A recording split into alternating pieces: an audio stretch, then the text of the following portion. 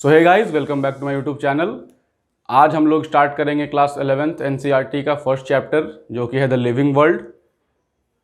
इसमें क्या है, हम लोग पहले डिफिनीशन से स्टार्ट करते हैं। जैसा कि अगर हम लोग चैप्टर के नाम में ही देखें तो क्या है, लिविंग एक वर्ड है। तो लिविंग किसे कहेंगे? सबसे पहला क्वेश्चन क्या उठता है आपके एनसीईआरटी में भी? सबसे पहला क्वेश्चन क्या दिया हुआ है कि हम लोग लिविंग किसको कहेंगे, किस ऑर्गेनिज्म को हम लोग लिविंग ऑर्गेनिज्म कहेंगे, वो कौन कौन से कैरेक्टरिस्टिक्स एग्जिबिट करेगा, कौन कौन से फीचर्स होंगे उसमें जिसकी वजह से हम लोग उसको कहेंगे कि वो लिविंग है, और कौन सा ऐसा ऑर्गेनिज्म मतलब कोई सब्सटेंस है जिसमें वो सब फीचर नहीं होगा, तो हम लोग उसको डिफरेंशिएट करेंगे कि हाँ ये नॉन लिविंग है क्योंकि इसमें ये कुछ फीचर्स है जो वो एग्जिबिट नहीं कर रहा है। तो हम लोग पहले लिविंग की डिफिनीशन को देखते हैं। तो अगर लिविंग ऑर्गेनिज्म की बात करें तो लिविंग ऑर्गेनिज्म हम लोग वैसे ऑर्गेनिज्म को बोलते हैं जो कि बर्थ लेंगे, मतलब कि जन्म लेंगे, मैच्योर होंगे, बर्थ के बाद मैच्योर होगा, मैच्योरेशन के बाद क्या होगा, वो रिप्रोडक्टिव फेज में आएंगे जहां वो रिप्रोड्यूस करेंगे। रिप्रोड्यूस करने के बाद क्या होंगे, ओल्ड होंगे, और फिर फाइनली मर जाएंगे। तो अगर हम लोग इन सब टर्म को एक बार देख ले तो बर्थ मतलब क्या होता है कि टू टेक बर्थ, मतलब जन्म लेना। मैच्योरेशन, तो ये जो आपका है इसको बोलते हैं जुवेनाइल फेज, ये मैच्योर होगा।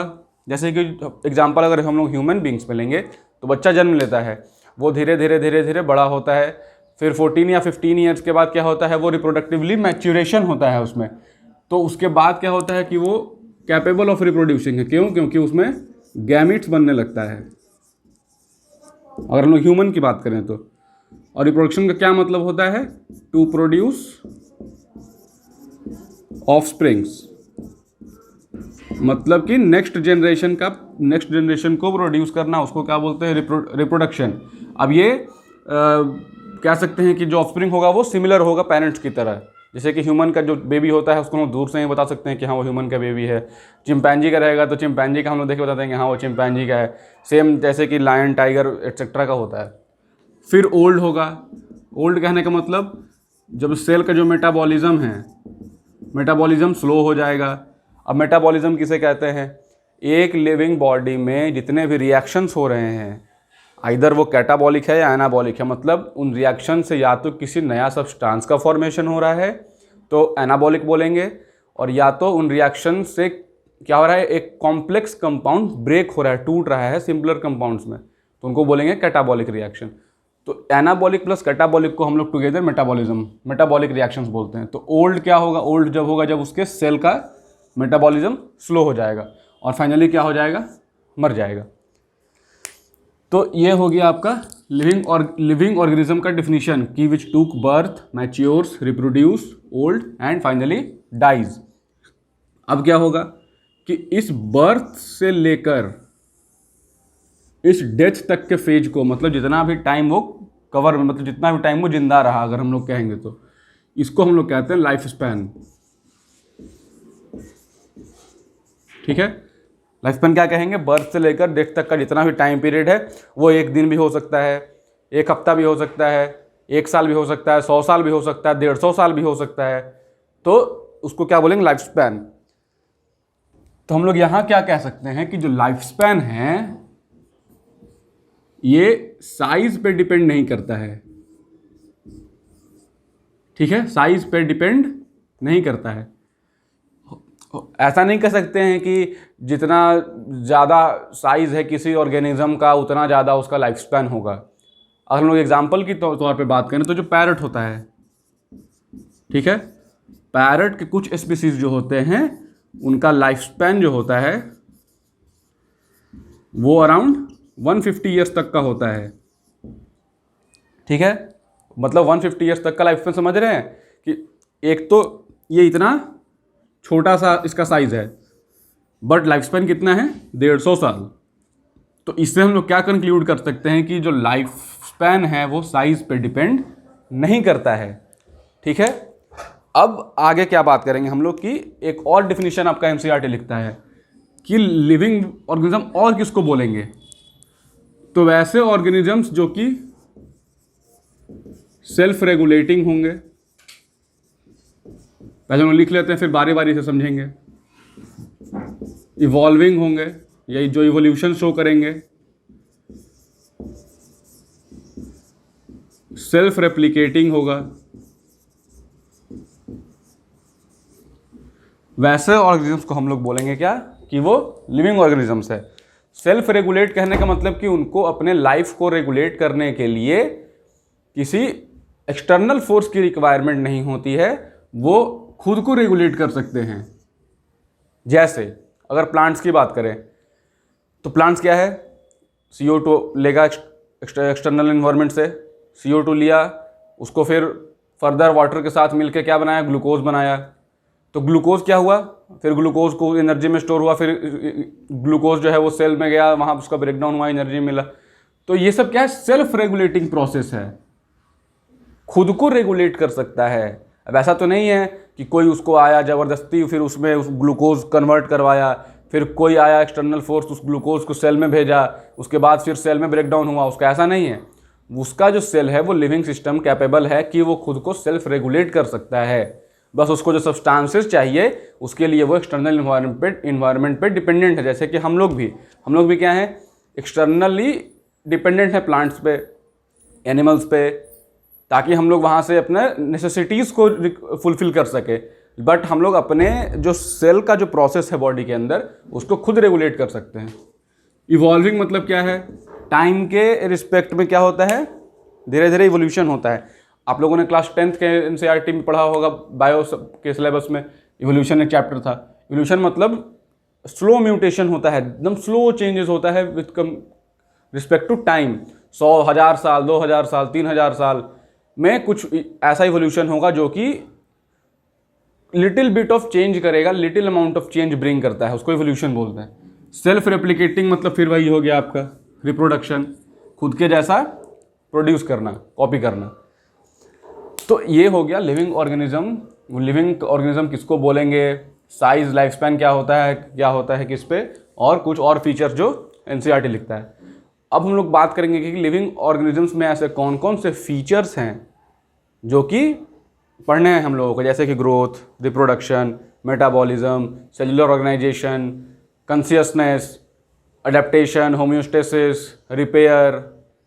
ये सभी चीज़ें हम लोग बारी बारी से देखेंगे। तो सबसे पहला जो फीचर है वो है आपका ग्रोथ। अगर आप नोट्स बना रहे हैं तो लिख सकते हैं growth as a feature of living organism. इसमें हमको देखना क्या है, आखिर ग्रोथ बोलते किसको हैं। तो उसको बताने से पहले आप लोग को पता होगा कि on the basis of number of cells, कि ऑर्गेनिज्म कितने नंबर ऑफ सेल्स से बना हुआ है। दो तरीके का होता है, एक यूनिसेलुलर, दूसरा मल्टीसेलुलर। यूनिसेलुलर मतलब जो एक सेल का बना हुआ है, जैसे आपका बैक्टीरिया हो गया, यीस्ट हो गया, अमीबा हो गया, पैरामीशियम हो गया, ये सब क्या है, सिंगल सेल से बने हुए हैं, तो इनको बोलेंगे यूनिसेलुलर ऑर्गेनिजम्स। और एक होगा आपका मल्टी सेलुलर ऑर्गेनिजम्स, जो कि मल्टीपल, मोर देन वन या मेनी नंबर ऑफ सेल से बना हुआ है। तो ग्रोथ को अगर हम लोग डिफाइन करें इन यूनिसेलुलर, अगर हम लोग यूनिसेलुलर ऑर्गेनिजम्स में डिफाइन करेंगे तो क्या होता है, इंक्रीज इन मास और इंक्रीज इन नंबर। अब ऐसा देखिए, अब मास कैसे बढ़ेगा, जब उसके सेल के अंदर का प्रोटोप्लाज्म बढ़ेगा। प्रोटोप्लाज्म किसे कहते हैं, एक सेल है, उसके अंदर सेल मेम्ब्रेन के अंदर जितना भी कंटेंट है सबको क्या बोलेंगे, प्रोटोप्लाज्म। तो या तो इसमें ग्रोथ होगा तो क्या बोलेंगे कि सेल का मास बढ़ रहा है। नंबर कब बोलेंगे, जब ये सेल डिवाइड करके 2 सेल बना देगा तो नंबर बढ़ रहा है। लेकिन दोनों में से दोनों नहीं बोलेंगे, या तो इसमें से कोई एक होगा। क्योंकि अब ऐसा क्यों, देखिए सपोज कोई एक यूनिसेलुलर ऑर्गेनिज्म है, ठीक, अभी ये यंग है सेल, ये क्या हुआ, इसमें ग्रोथ हुआ। ग्रोथ मतलब क्या हुआ, इंक्रीज इन मास हुआ, सपोज हम लोग मान लेते हैं कि मास हुआ, ठीक है। इसका मतलब कि क्या है, इसके प्रोटोप्लाज्मिक कंटेंट में क्या हुआ, ग्रोथ हुआ, इंक्रीजमेंट हुआ, तो ये सेल बड़ा हो जाएगा। इस तरीके से हम लोग कुछ इसको शो करेंगे। अब क्या हुआ, अब सेल डिवीजन किसे कहते हैं, जब एक सेल डिवाइड करता है। क्यों डिवाइड करता है, क्योंकि एक सेल के अंदर जो न्यूक्लियस है वो क्या होता है, कंट्रोल सेंटर होता है। आप लोग जानते होंगे कि न्यूक्लियस क्या है, कंट्रोल सेंटर है, सब चीज़ वही कंट्रोल करता है। तो ऑब्वियस है कि जब एक सेल का साइज बढ़ेगा लिमिट से ज़्यादा, तो न्यूक्लियस को थोड़ी डिफिकल्टी होगी उस पूरे प्रोसेस को कम ये करने में, उसको कंट्रोल करने में, उसको डायरेक्शन देने में। क्यों, क्योंकि साइज ज़्यादा बढ़ेगा, सेल ऑर्गेनेल्स का नंबर बढ़ेगा, फूड वैक्यूल्स वगैरह जो भी मतलब कंटेंट होते हैं वो बढ़ेंगे। तो क्योंकि वो डिफिकल्टी हो रहा है, तो उसको काउंटर करने के लिए सेल डिवाइड करता है। तो ये ना चाहते हुए भी क्या करेगा, ग्रोथ हुआ, प्रोटोप्लाज्म मतलब मास बढ़ा, तो ये ना चाहते हुए भी क्या होगा कि डिवाइड होगा, रिप्रोड्यूस होगा। तो क्या होगा, 2 सेल बना। ये फिर ऐसे ही, फिर ये मान लीजिए कि एक सेल फिर ग्रो करेगा, ऐसा बनेगा, फिर वो 2 सेल बनाएगा। तो यहाँ हमें देखने को क्या मिल रहा है कि ग्रोथ तो हो रहा है, बट क्योंकि ग्रोथ हो रहा है तो वो रिप्रोडक्शन को इंड्यूस कर रहा है, उसको होने के लिए फोर्स कर रहा है कि अब हम उस चीज़ को कंट्रोल नहीं कर सकते हैं, तुम्हें क्या होगा, उसको ये रिप्रोड्यूस करना पड़ेगा। तो हम लोग यूनिसेलुलर ऑर्गेनिजम्स के टर्म में क्या बोलते हैं कि ग्रोथ और reproduction can be used interchangeably. मतलब कि यूनिसेलुलर ऑर्गेनिजम्स के टर्म में ग्रोथ बोलें या इंक्रीज इन नंबर बोलें, क्या है, दोनों सिनोनिमस है, सेम है। इसका एग्जांपल आप लोग लिख सकते हैं bacteria, amoeba, paramecium, Euglena etcetera. अब बात करते हैं मल्टी सेलुलर ऑर्गेनिजम्स के लिए। क्या है, मल्टी सेलुलर। अब यहां देखिए क्या होगा, यहां पे एक सेल है, इसमें भी ग्रोथ होगा, ये और बड़ा सेल बनेगा,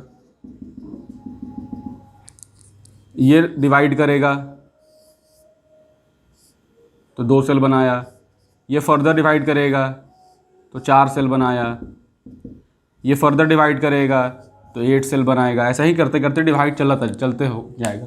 क्यों, क्योंकि मल्टी सेलुलर में मोर देन 1 सेल है। तो ग्रोथ हम लोग मल्टी सेलुलर में तभी कहेंगे जब सेल का नंबर भी बढ़ेगा और सेल के अंदर जो कंटेंट है उसका मास भी बढ़ेगा। तो in multi cellular organisms increase in number of cell plus increase in mass of cell are the twin characteristics of growth. मतलब कि दोनों होना चाहिए, तभी बोलेंगे कि मल्टी सेलुलर ऑर्गेनिज्म ग्रो कर रहा है। अब हम लोग बात आते हैं कि प्लांट्स और एनिमल्स के बारे में। अब क्योंकि हम लोग बोल रहे हैं कि लिविंग ऑर्गेनिज्म, तो हम लोग यहाँ बेसिकली 3 चीज़ों के बारे में बात कर रहे हैं, एक प्लांट्स, दूसरा एनिमल्स और तीसरा माइक्रो ऑर्गेनिजम्स। ठीक है, माइक्रो ऑर्गेनिजम्स जैसे कि बैक्टीरिया हो गया, अमीबा हो गया, प्रायोन्स हो गया, वायरॉइड्स हो गया, वायरस हो गया, जिनको हम लोग नेकेड आई से नहीं देख सकते हैं बेसिकली। तो अगर हम लोग प्लांट्स की बात करें तो प्लांट्स में ग्रोथ जो होता है वो थ्रू आउट लाइफ होता है, थ्रू आउट लाइफ होता है। मतलब कि ये जब तक जीवित रहेंगे, जब तक जिंदा रहेंगे, तब तक इनमें ग्रोथ होते रहेगा। तो वैसे ग्रोथ को हम लोग बोलते हैं इनडिटर्मिनेट ग्रोथ। मतलब उसको हम डिटरमाइन नहीं कर सकते हैं कि हाँ इतना ही हुआ है, हो सकता है नेक्स्ट ईयर 1 सेंटीमीटर और ग्रोथ हो जाए, उसके बाद हो सकता है 1 इंच का ग्रोथ हो जाए, तो उसको बोलेंगे इनडिटर्मिनेट ग्रोथ। वहीं अगर एनिमल्स की बात करें तो हम लोग भी अगर बात करेंगे बेसिकली तो हम लोग एनिमल किंगडम में आते हैं, होमो सेपियंस। तो हमारे में क्या होता है, लाइफ टाइम ग्रोथ नहीं होता है, एक पार्टिकुलर फेज में ग्रोथ होता है, फिर वो स्टॉप हो जाता है। फिर लेकिन सेल डिवीज़न कब होगा, जब किसी लॉस्ट पार्ट, लॉस्ट कोई सेल है, कोई टिश्यू है, उसको बनाना रहेगा तब। लेकिन उसके अलावा जनरली सेल डिवीज़न वैसे ग्रोथ के लिए नहीं होता है, हम लोग का जो साइज़ है वो लिमिटेड रहता है। तो उस टाइप की ग्रोथ को बोलेंगे डिटर्मिनेट ग्रोथ, जो कि एक पार्टिकुलर फेज में ही होता है। ठीक है, इनका क्या है, माइक्रो ऑर्गेनिज्म, फिर वही यूनिसेलुलर ऑर्गेनिजम्स हो गए। सिंपल, ग्रोथ होगा रिप्रोडक्शन होगा, तो दोनों को सिनोनिमसली यूज़ करेंगे, या तो आप ये बोलिए या ये बोलिए, क्योंकि दोनों सेम है, क्योंकि बीच में यहाँ ये इशू हो जा रहा है कि इसे कंट्रोल नहीं हो पा रहा है। ठीक है, अब हम लोग बात करते हैं कि ग्रोथ डिफाइनिंग फीचर है कि नहीं। तो हम लोग यहाँ कह सकते हैं कि growth is an important feature of living organism but it is not a defining feature. क्यों? क्योंकि कुछ नॉन लिविंग ऑर्गेनिजम्स होते हैं वो भी ग्रोथ को शो करते हैं। कैसे? सपोज मान लीजिए कि ये एक माउंटेन है,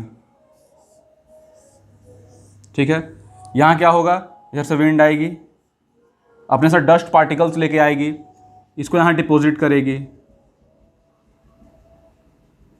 ठीक है, इसको अगर डिपॉजिट करेगी तो क्या होगा, इसका धीरे धीरे साइज बढ़ेगा। अगर हम लोग सैंड ड्यून्स की बात करें, जैसे कि जो डेजर्ट्स में रेत के टीले जिनको बोलते हैं, तो क्या होगा, एक साइड से सैंड आएगा यहाँ पार्टिकल्स और यहाँ पे डिपॉजिट होते जाएगा, तो क्या होगा, इसका साइज़ क्या हो रहा है, हम लोग देख रहे हैं कि बढ़ते जा रहा है। तो ग्रोथ तो ये भी शो कर रहा है, इंक्रीज इन मास, इसका वेट में ग्रोथ हो रहा है, या इसका साइज में ग्रोथ हो रहा है।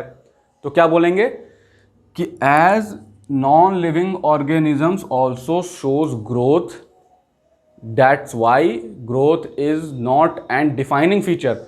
इंपॉर्टेंट फीचर है, बट हम लोग ऐसा नहीं कह सकते हैं कि उस ऑर्गेनिज्म में ग्रोथ हो रहा है तो वो लिविंग ही है, हो सकता है नॉन लिविंग भी होगा। तो इस बेसिस पे क्या होता है, हम लोग ग्रोथ को टू टाइप से बोलते हैं। एक जो होगा आपका, उसको बोलते हैं इंट्रिंसिक ग्रोथ, ठीक है, और दूसरे ग्रोथ को बोलेंगे एक्सट्रिंसिक ग्रोथ।